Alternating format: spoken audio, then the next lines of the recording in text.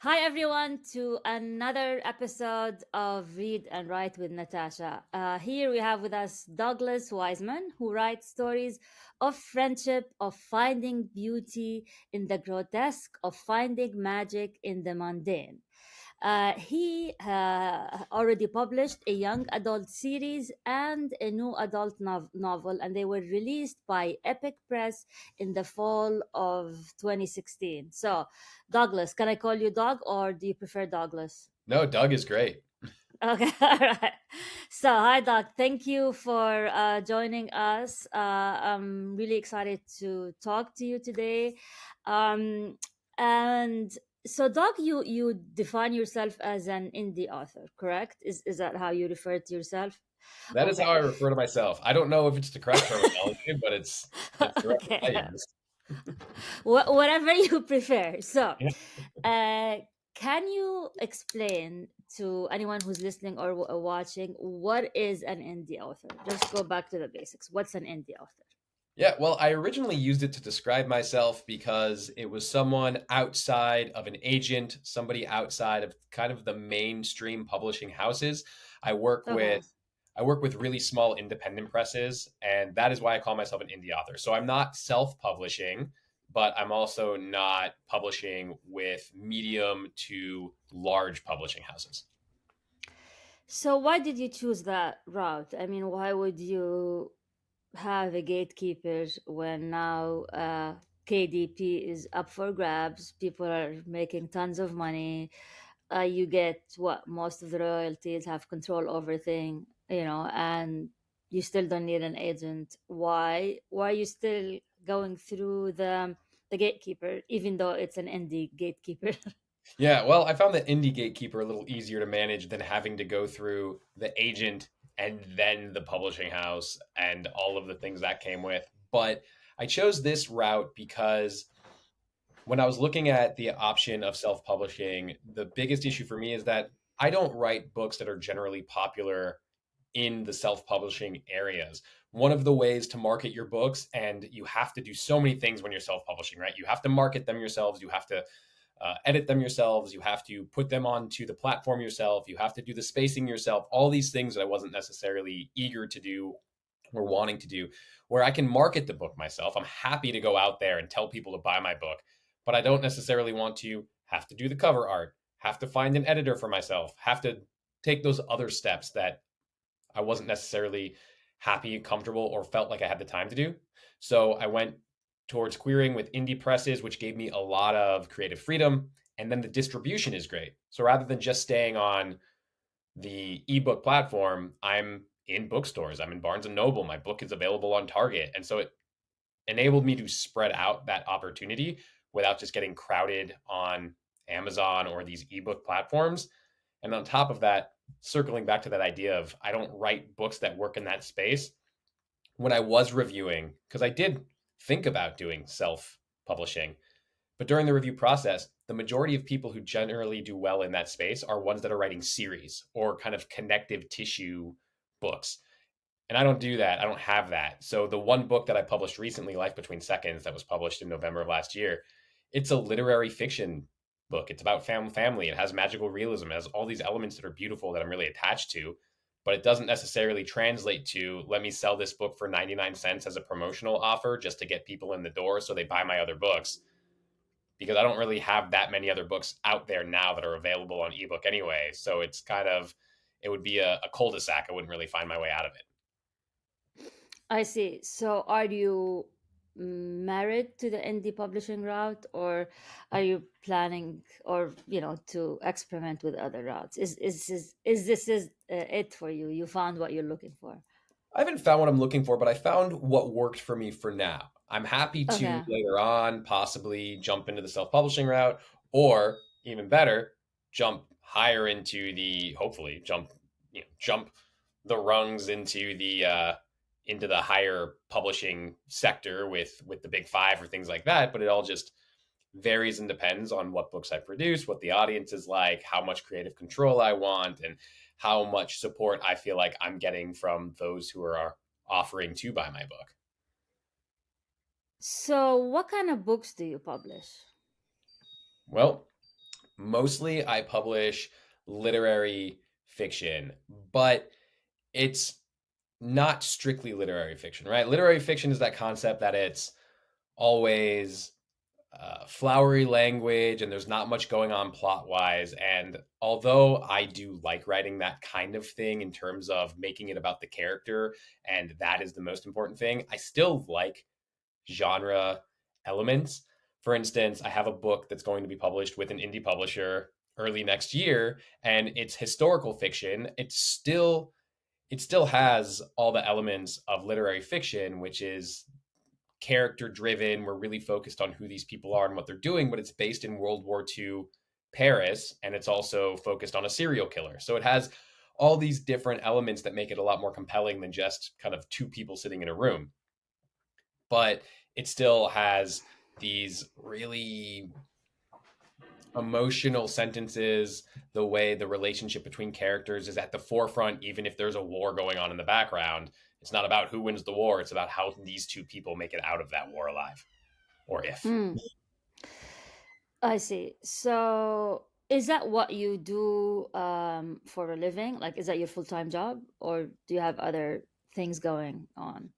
I wish it was my full time job, but like many writers, I have a plethora of jobs. My full time job, I'm actually a travel writer, which I love completely. So I'm not saying that I would Okay.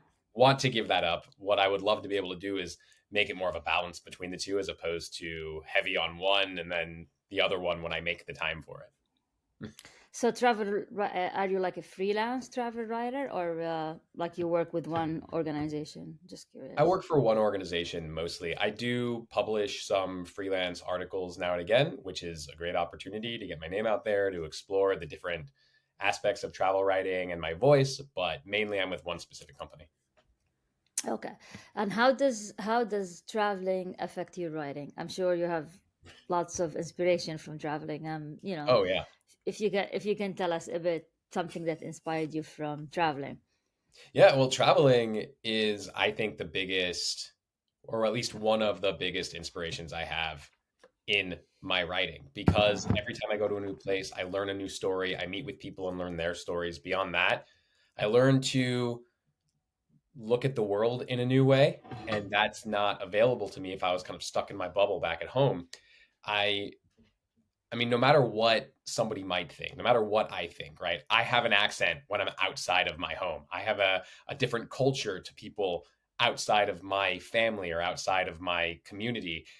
But sometimes I get lost in the habitat that I'm in. And so it not only shows me the world, traveling not only shows me the world and what is out there, it also reminds me to look back at myself and realize what about me is different and how I can mine those details as much as how I can use the details of those I'm meeting with or the places that I'm seeing and how I'm exploring.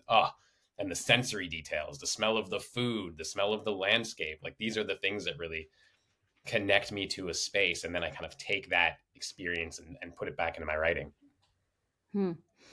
So you pretty much spend all your day writing, correct? Whether it's for your day job or for your fiction, which is Yeah. I am I mean, I if I'm not also writing, I'm with my 3-year-old. So either way, okay. yeah, it's a lot of imagination Okay. being used. Yeah, yeah. So I have the same curse as well. I spend all my day writing, and my friends always ask me, like, don't you ever get tired of just writing every day? Like for me, most of, let's say, my income generating, writing books does not really generate much income, but most of my income generating from writing comes from ghost writing, right? Mm. And so I spend all my day writing, whether for a client or for fun or for social media. And does it ever get to me?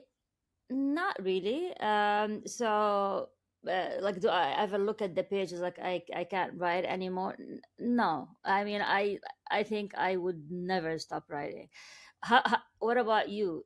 Since you do that, like, how do you feel about it? Since No, it's it's the both same. your hobby, since It's your I hobby feel and exactly your, the same yeah. as you. Yeah, it's my hobby, but it's also my passion. Where the only time I ever look at the page and think I can't do this is if I've already spent, if I've already spent time doing 2,000 words or did this really incredible marathon of writing.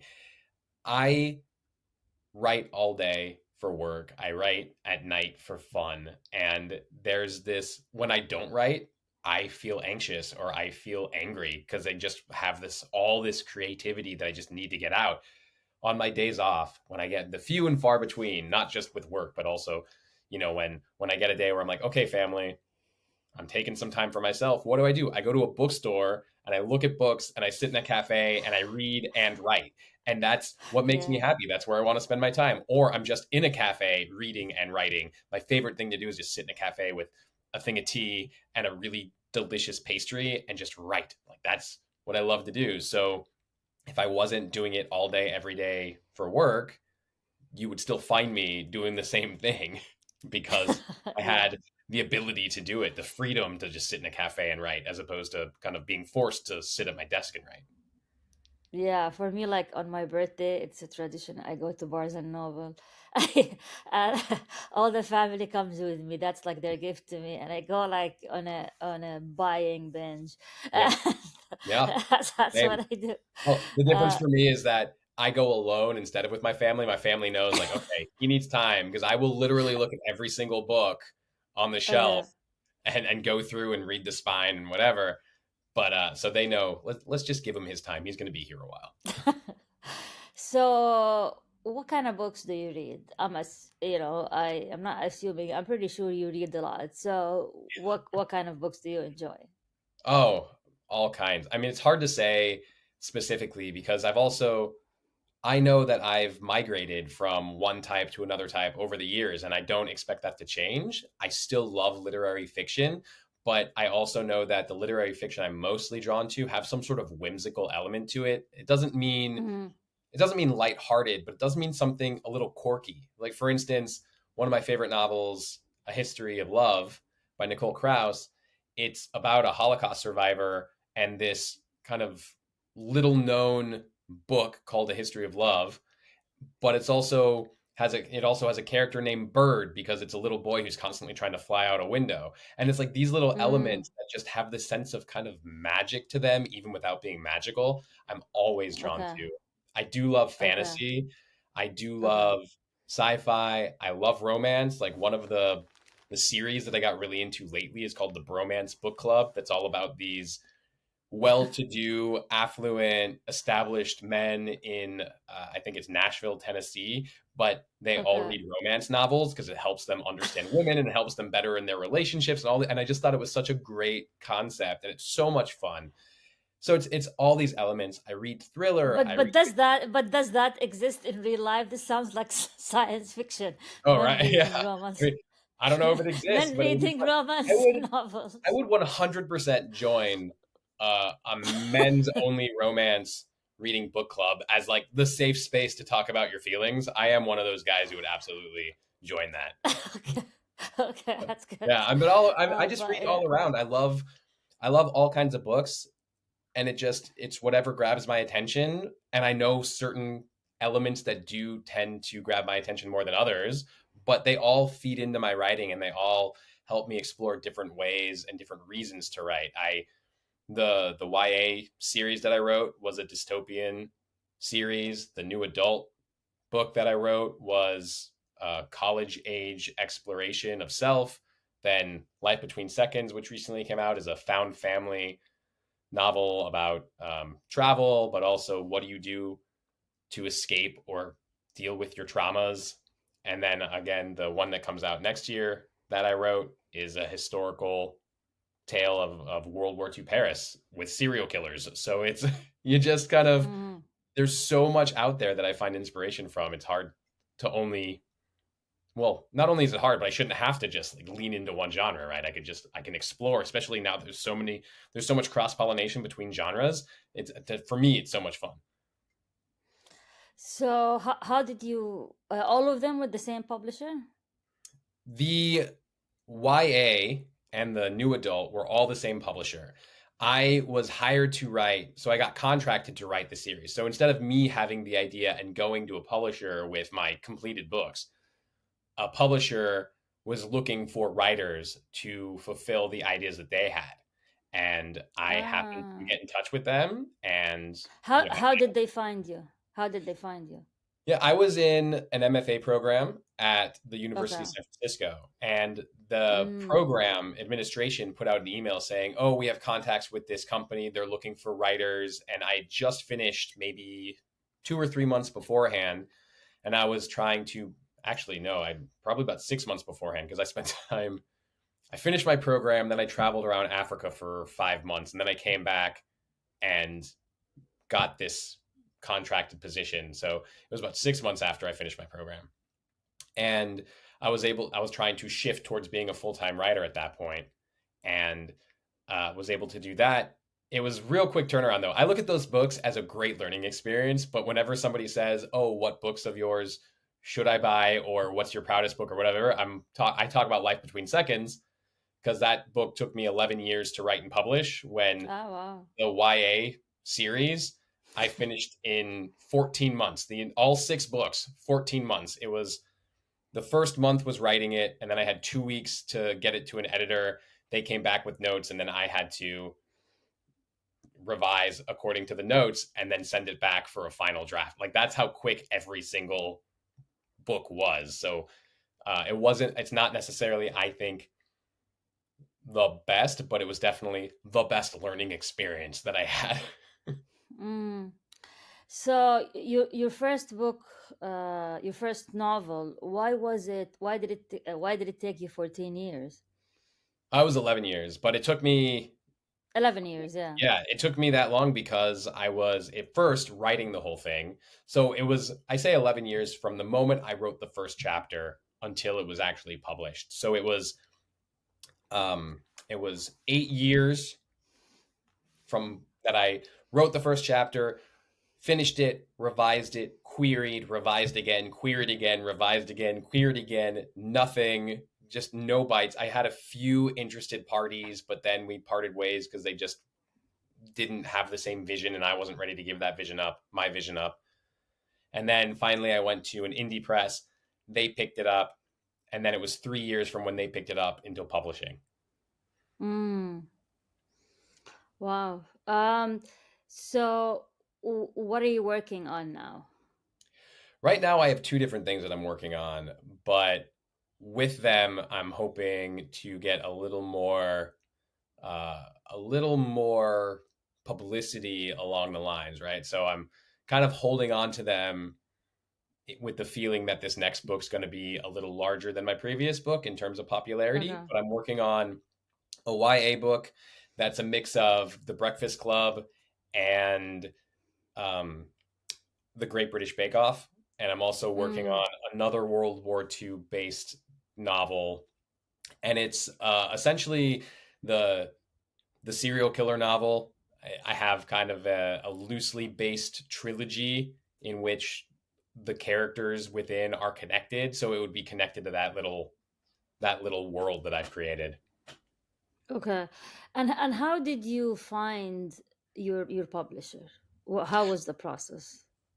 I'm on a part of a lot of different emails, and sometimes they have great information on different small publishers that are accepting unagented submissions, or even large publishers that sometimes have open calls for submissions.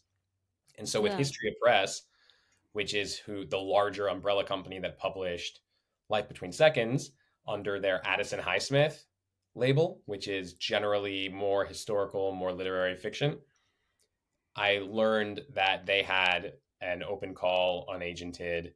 So I reached out to them. And then with the next book that's coming out next fall, or next year, excuse me, I should have gone to History of Press first and said, "Oh, I have another book. Would you like to Okay. see it?" And it never even crossed my mind that that was something I could or should have done. And I just started researching again. Indie presses or small presses don't need an agent because I wasn't getting any traction with agents when I would query them. And I found another one between the covers, or excuse me, between the lines publishing, and they were excited to pick it up.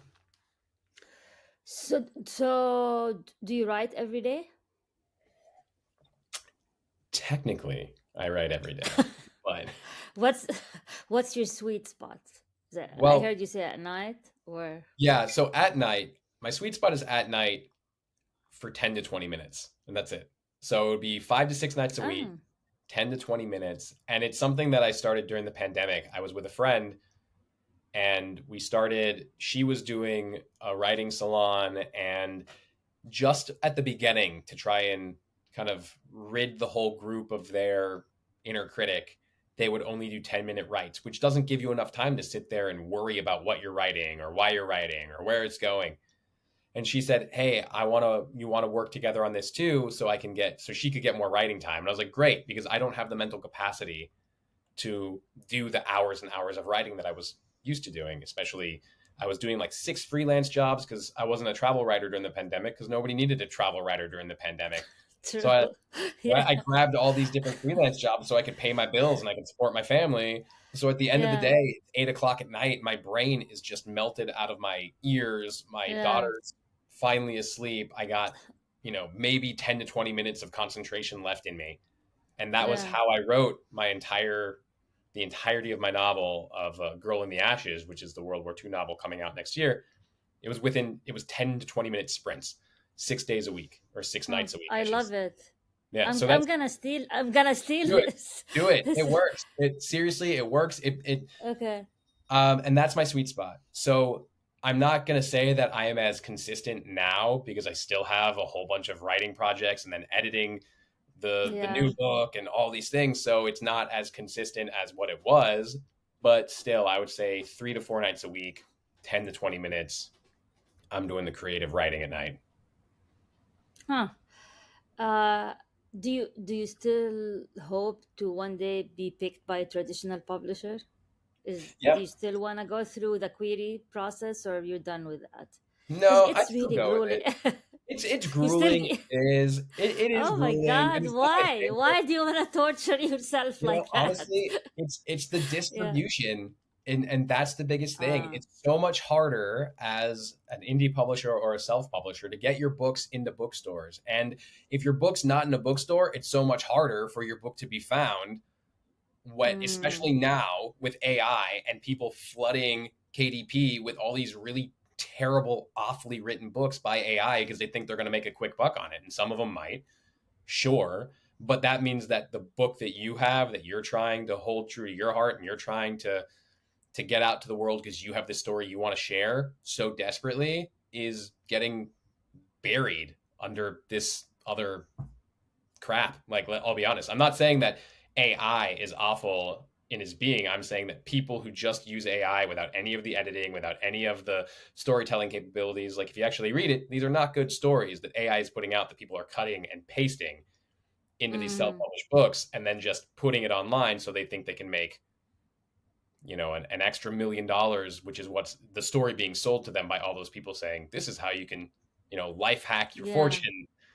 Yeah. So it's Yeah, I it's saw these TikTok videos about people saying I made just from Chat GPT and KDP, and I yeah, was like, huh, is that it's not true? I true. It's mean, not. It's not true. I mean, okay, they might be doing it. The ones selling you the idea, they're okay. hucksters, right? They're snake oil salesmen. They may have done it because they have Chat GPT write a book called How to Make $1 Million Using Chat GPT, and then they put it in KDP, and then they like, this is how you do it. This is how I made it because everybody wants to know, right? But So if meta, you yeah. can look at there's so many examples. Like, you go and look for children's coloring books designed by AI models, and they're Mm. scary. The dinosaurs don't look like dinosaurs. The fingers don't look like fingers. And this is the stuff that people are giving. I'm not blaming the people buying it because they don't know better. They don't realize. And then a lot of them are, busy parents trying to buy a coloring book for their kid, and they just look at one that says this looks fine, buy it. And then all of a sudden the kid's looking at a Tyrannosaurus Rex with a machine gun arm, and it's supposed to be realistic dinosaurs. It's just these random things. But it worries me that the storytelling that people actually want to share and the storytelling that people have and the way that we want to share our stories together is being buried by these stories that are not really stories. They're not being they're not being Hmm. They're not being truthful and they're not being Okay. helpful. And what is the point of telling a story? You're trying to make an emotional connection with another person, right? No matter what Correct. story you tell, right? If you're telling a joke, like something funny that happened to you, you're still trying to elicit an emotion, right? Oh, laugh at this story, it's hilarious. Or, oh my goodness, cry with me, or let me share this emotional story with you about my childhood or whatever. Whether you're sharing it verbally or you're writing it down in a story, or you have this really interesting concept of an archer in Jordan in the 11th century, right? There's something about it that you're compared to share, that and you want people to really connect with that story. That's not what's Mm-hmm. happening when people are just saying, Chat GPT, write Yeah. me, write me a 500 word short story on the death of my canary. It's like, no, like the Yeah. ChatGPT has a lot of great capabilities, but it's not going to tap into an emotional core of what you want from that story, and that's why people aren't going to connect with it. And if you don't take time to implement your personal experience into that story, why would somebody connect with it? Hmm. I see. So, how are your books doing? If you're okay with sharing, Yeah. how are they selling? How, like, and how are you marketing them? I'm just curious how is that process going? Because like honestly, mine are, they're okay. I mean, Yeah. and I keep asking, and you have these authors who say like, my books are selling like hotcakes, and I just want to know some of your secrets if if you have Yeah. any. Well, my books are not selling like hotcakes. They're selling like Okay, the third choice of French toast on the menu, which is still fine. It's just not what everybody not prefers. bad. Yeah, but I Okay, mean, it's not bad. And I how is well, that? yeah, Like it's you an have to indie understand your market. publisher. Like The what? that's the main thing. You have to understand your market, and that's the hardest Okay, thing for a writer because we're creatives. We just want to write the book. We want to give it to correct, somebody else, and we want them to put the book out there in the world. Who wouldn't want that, correct. right? Yeah. But if we don't understand our market, we're not going to know where to put the book, why we put the book there, and if we don't have the a marketing team or a PR representative, we're not going to be able to find that niche without paying attention.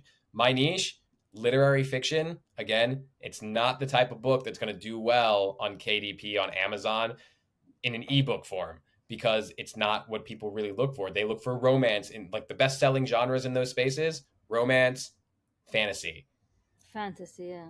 Yeah, and I don't, as of right now, I don't write those. So it's a lot of podcasts I go on. I do a lot of guest Okay. blogging for websites, and and then word of mouth are the best ways to get attention. So the social currency, don't underestimate when people go on and rate your book.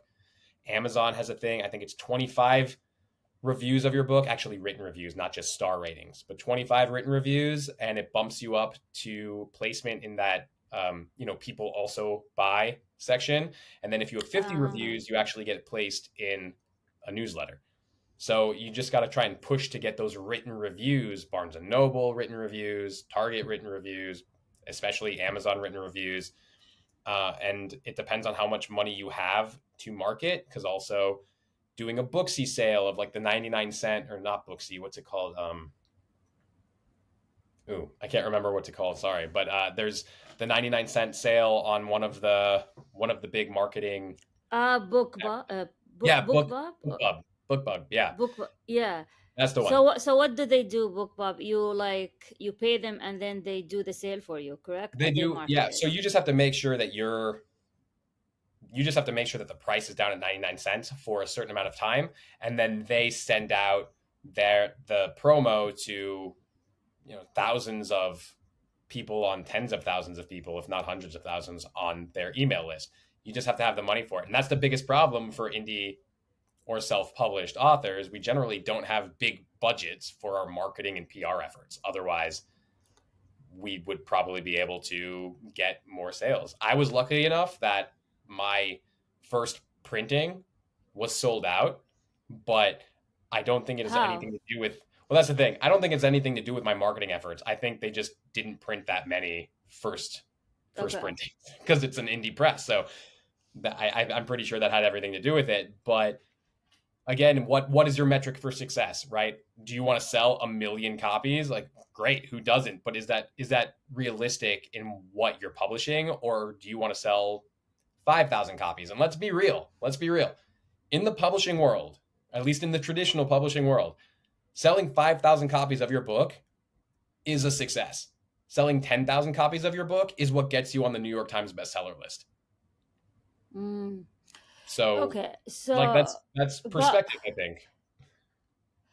so what was the best marketing tactic that worked for you? The podcasts, honestly, you have better Really? I reach. mean, do you? I mean, like, I keep thinking about podcasts, like obviously I have one, and I don't generate any money from it, and I just do it because I love it, right? Yeah, And so the market is saturated. There's a lot of podcasts. And do you think people like really would hear you talk on a podcast and immediately go buy your book? Did you actually, do you have proof that this is happening, or you're right. um There's no proof. I have no connection of placement to sales. Like, I don't know what the okay, ROI really is on every single podcast I've been on. But okay, okay. with every podcast, you have a few things that going for you. One, you reach a new audience of people you didn't reach before. Correct, Two, correct, you're consistently out there in the world. So, like, correct. unlike a blog post that just, yeah, they might be able to find it on Google. Once it's done, you're buried. And it's Yeah. like, who's going to find it? Newsletters, if you don't have your own newsletter, and your newsletter, if you do have, doesn't have a wide reach, who are you speaking to? You're speaking into a void. With podcasts, it's just about consistency. It's about, here's my place. I'm constantly doing it. I'm constantly talking to people. I'm constantly reaching to wider audiences. And again, it's now name notoriety. So I have had people reach out to me on LinkedIn and Instagram saying they've heard me on the podcast. Whether they bought my Okay. book or not, I don't know. But at least because I know that I will be publishing more books, it means, okay, so maybe for the next book they'll buy.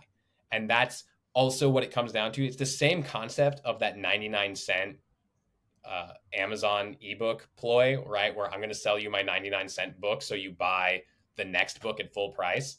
Except I don't have a book that I can sell at 99 cents, so people buy the next book. So instead, I come on the podcast, you meet with me, you hear my voice, you connect with me somewhere on social media. So when I put out the next book, if you haven't bought the last one, you'll buy the next one at full price. So how do you find these podcasts? Like, if I remember right, you emailed me directly. Like, Mm-hmm. like how do you find these podcasts? And which podcast do you decide you wanna go on?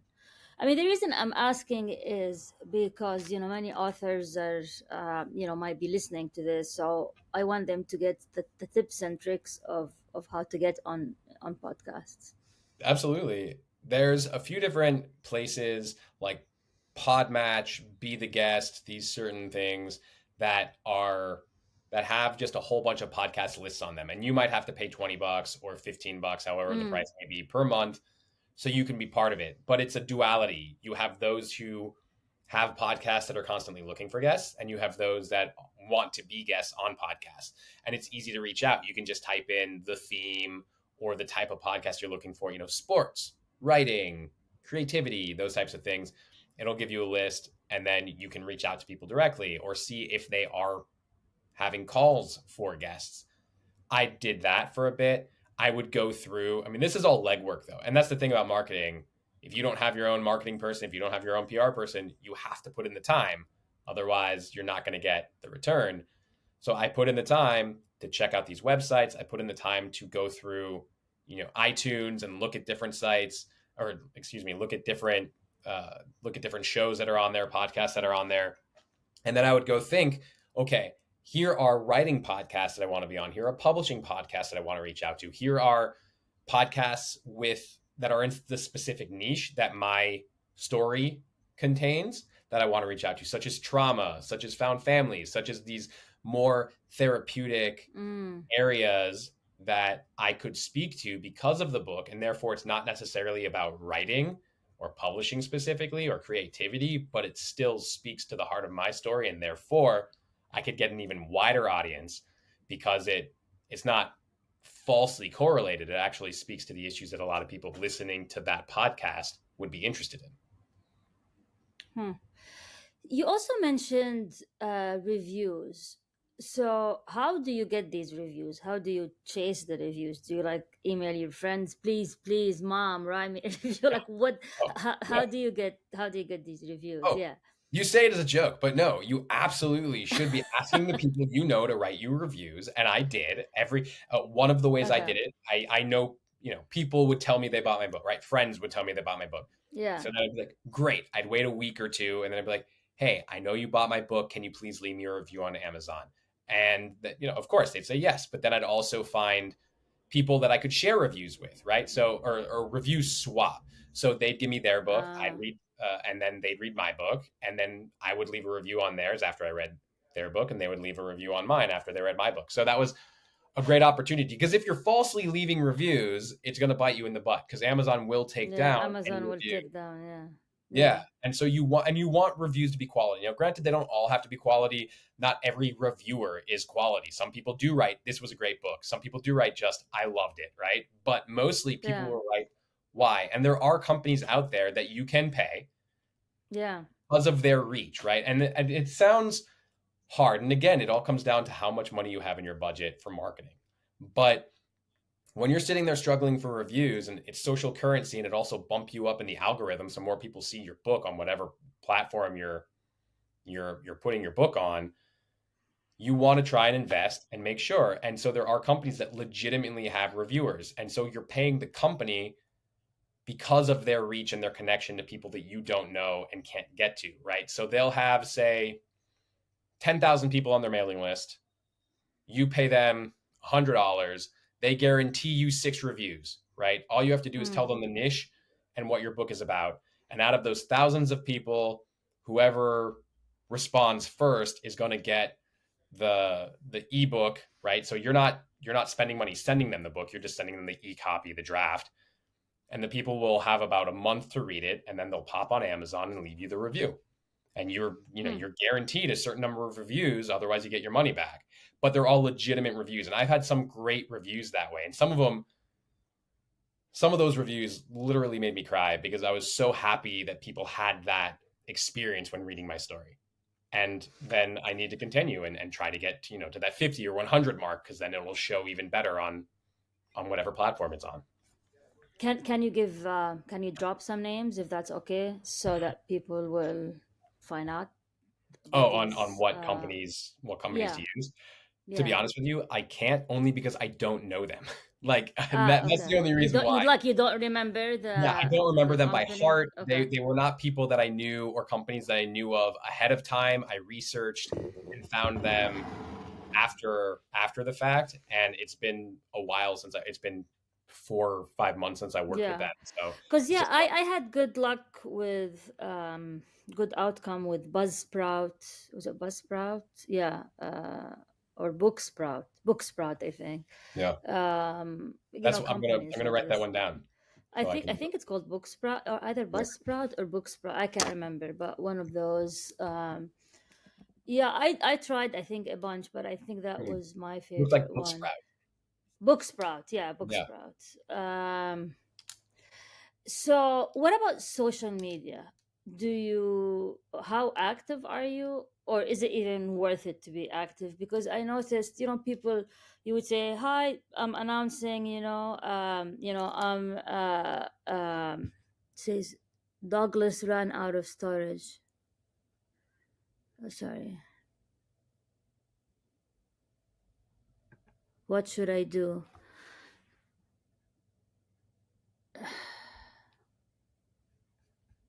Okay.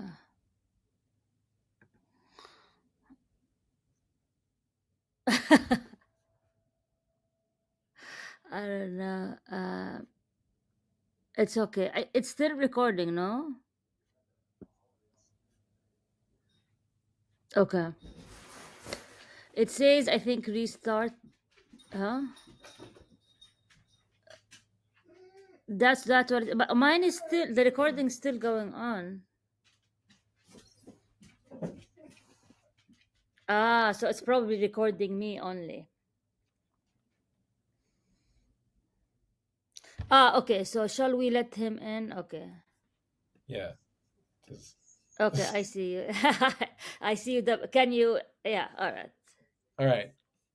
Yeah. Okay. So Actually, that I think okay, now you're back I am recording. back now, hopefully seamlessly. Yeah. Sorry about that. That was D- weird. I've never had that no, experience. it's okay. Maybe you ran out of computer storage or something. No, I think I was using. I think the issue was I was using incognito mode, and I ran out of Mm. incognito space, which was an accident. But Uh, now I know not to do that. ah, I see. Interesting. I didn't know there's an incognito space. Okay, but we're good now, right? We Yeah. should Yeah. be We're good. okay. Looks like we're Okay. good.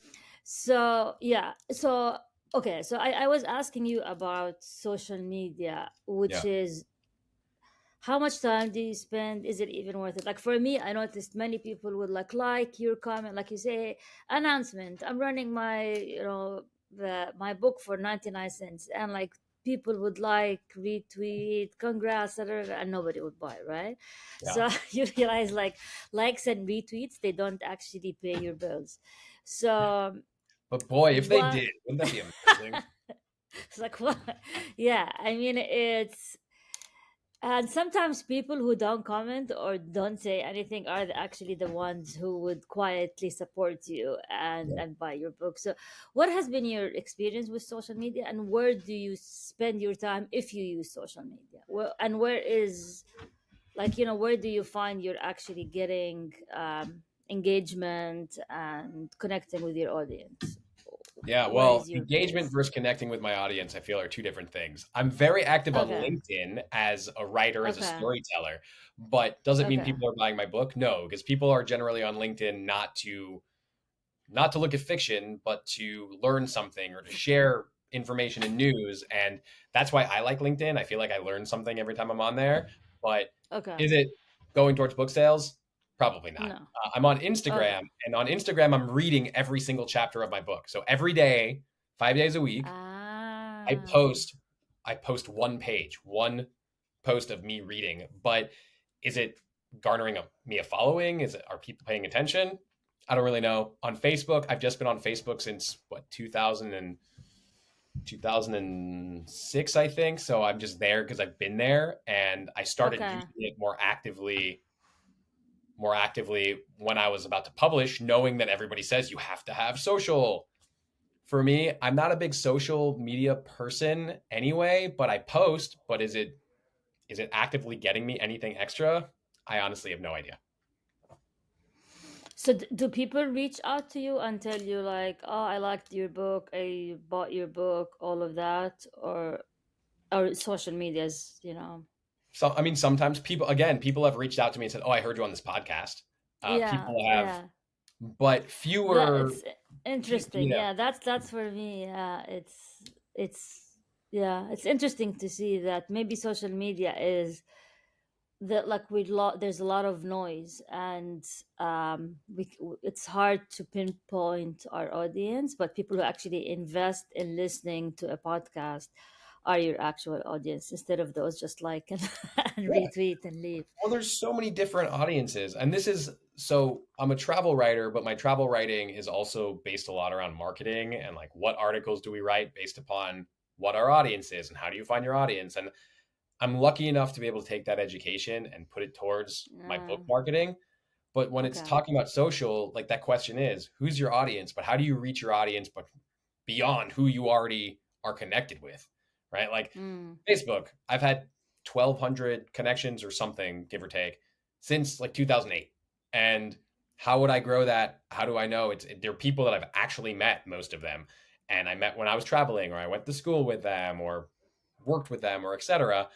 Where I go on Instagram and I'm like, I'm posting these videos and I see what people are posting, and I'm interacting and I'm interested in what these people are saying to a degree, but I'm also like, who are you posting for? Like, what is the purpose of Yeah, this? I have no idea.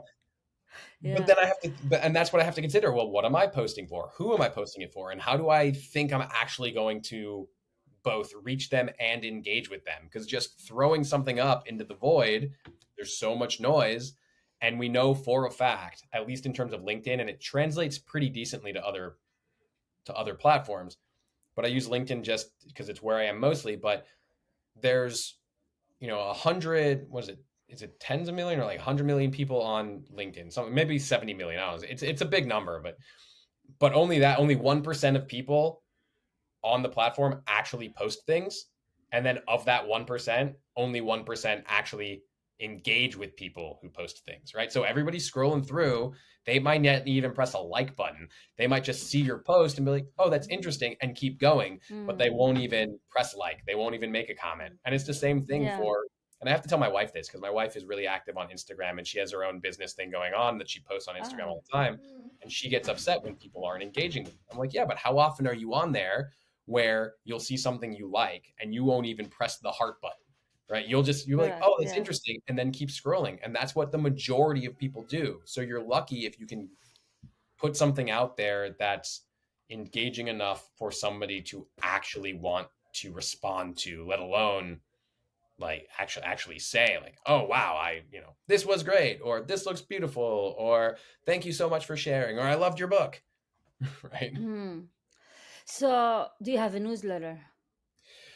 Oh, I do have a newsletter, and it is, And how I is mean, it's, that going? yeah, I mentioned earlier, right? If you have a newsletter, but you're only sending it out to, X amount of Yeah. people, my newsletter, I love writing it, and it's kind of a fun place to play for me, and a personal space for me to just share. But there are not many people signed up for it, and it's not leading to anything. But I have it, and Okay. it's one of those things that, again, it comes back down to people in the industry are always saying like, oh, you need your socials, and then you need your Yeah, you newsletter. need your newsletter. Right? Yeah. And then if socials Yeah. went away tomorrow, at least you have your newsletter. It's like, yeah, but if socials go away tomorrow, I got a newsletter of 30 people. Like, what's it gonna matter?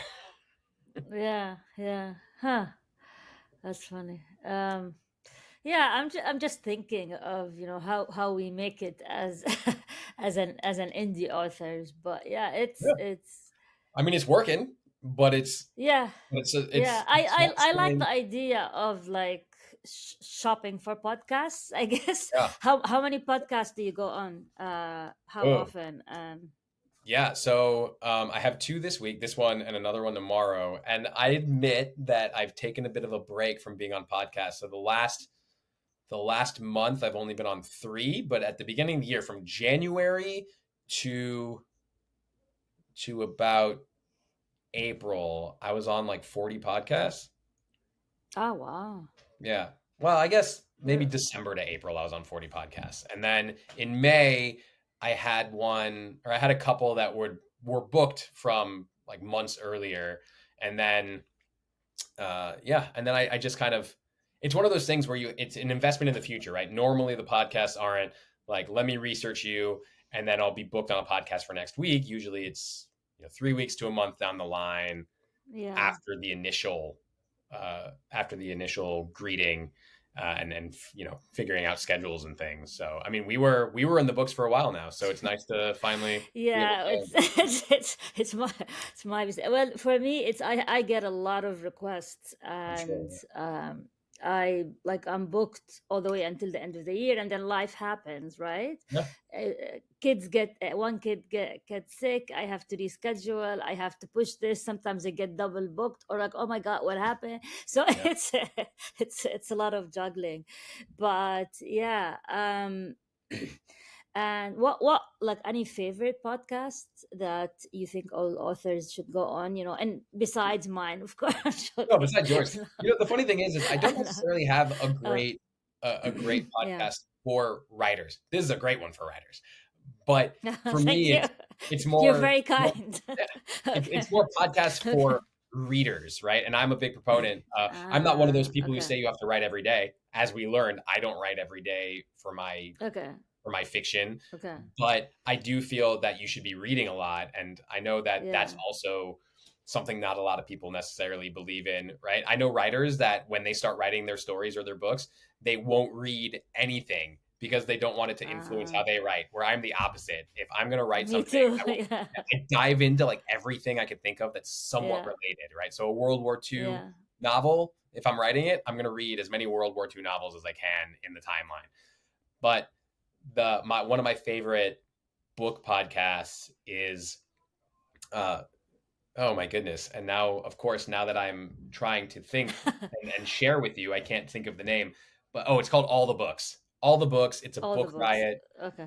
So Book Riot is a great book I know book right. platform. Yeah. Yeah. And so it's one of their specific podcasts. And it's just they literally the whole show is just talking about books coming out that week that the two hosts really loved.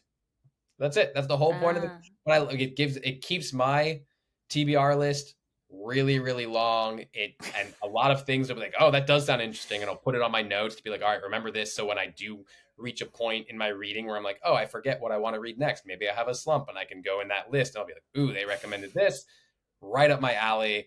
And then I'm also always listening to like I always have a book in my hand, but I also always have an audiobook. So I'm like double audible. dipping. Yeah. Yeah, Yeah. so it's Me I'm too. able to get more I'm able to get more reading done that way. Yeah, I mean, I can go crazy with this. Like, I have an Audible book. I listen on Audible, and then a hard copy, and then Yeah. a book on Then Kindle, and then a yeah. book from the library, and then a book from the library, and then I don't finish anything. Oh, really? Okay. I But finish yeah, my no, thing. I have a I thing I finish. like have to finish, which actually is to my detriment because there are a few books. I had a book slump in like February of this year where every book that I Okay. was reading made me mad because they were so bad, and I was like, why are you here? Like, and there are Yeah, so many great books, right, that get no attention. yeah, And then you read a yeah, book that has so many people reading it and it's so bad and you're just like, yeah. how Why? did you get How? this much attention and why? When this other book, similarly related to whatever this thing is so much better in Yeah. every way, and yet that got unnoticed.